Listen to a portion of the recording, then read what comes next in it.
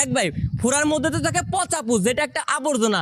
এই বর্জ্য আবর্জনা তো সব দেশের মানুষ পরিষ্কার করে না, সব দেশেও ফেলানো যায় না।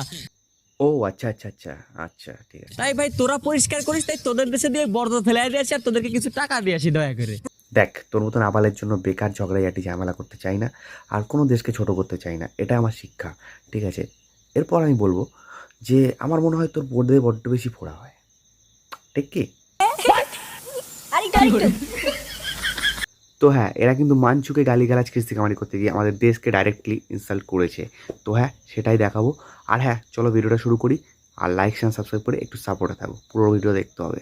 একটা কথা, ইন্ডিয়ারা যদি এতই মুততে পারে যেই মুতে আমাদের বাংলাদেশ ভাইসা যাবে, তাহলে তো তোরা সবটি ডায়াবেটিসের রোগী।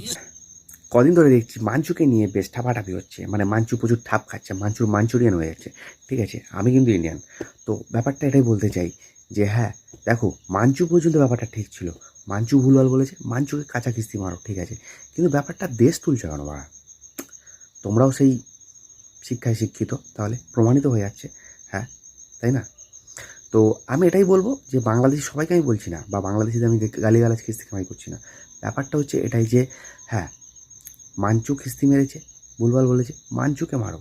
মাঞ্চুর পেজ হ্যাক করে দিয়েছো, সেটা ইন্ডিয়ান ক্রিয়েটার, মানে বেঙ্গল থেকে একটা ক্রিয়েটার হিসাবে।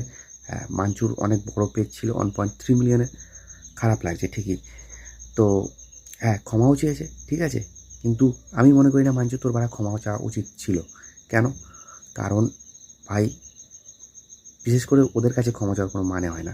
আর আমি এটা বলছি না বাংলাদেশি সবাই খারাপ, আমি আবার বললাম হ্যাঁ, যে বাংলাদেশি কিছু বেনচোদা আছে যারা এরকম ভুলতাল করছে, কিন্তু হ্যাঁ, বাংলাদেশ থেকে অনেক মানুষ আছে যারা ইন্ডিয়ান সাপোর্ট।